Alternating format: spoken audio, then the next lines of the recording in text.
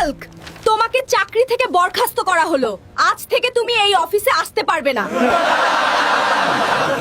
কিন্তু ম্যাম, আমি তো সব কাজ ঠিকভাবেই করেছি, তাও আমাকে চাকরি থেকে বের করে দিচ্ছেন কেন? আমি তোমার কোনো কথা শুনতে চাই না হাল্ক।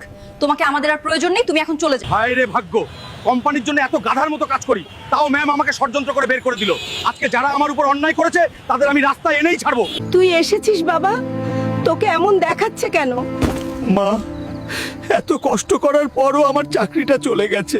মা, এখন আমাদের কি হবে? কোম্পানির জন্য এত খাটলাম, তাও আমাকে বের করে দিল। সবকিছু ঠিক হয়ে যাবে বাবা, তুই এখন একটু ধৈর্য ধর।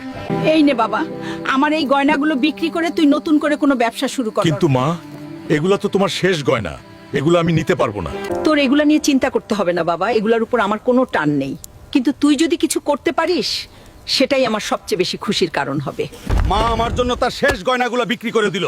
শরীর ফাইটা যাক, কিন্তু মায়ের খালি গলা আমি সইতে পারুম না। বড়লোক আমি হমুই।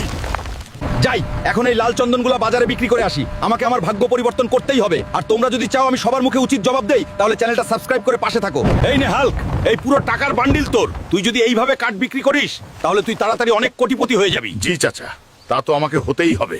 হ্যালো ম্যানেজার, আরো 50টা ট্রাক পাঠাও। এখন আমি এই পুরো মার্কেটের রাজা। মা, আমি আসছি তোমার কাছে। তোমার ছেলে আর কোনো সাধারণ মানুষ নেই। প্লিজ হাল্ক, তুমি আমাদের কোম্পানি কিনে নিও না, না হলে আমাকে যে রাস্তায় নামতে হবে। ম্যাম, এটা হলো আপনার ষড়যন্ত্রের জন্য শাস্তি।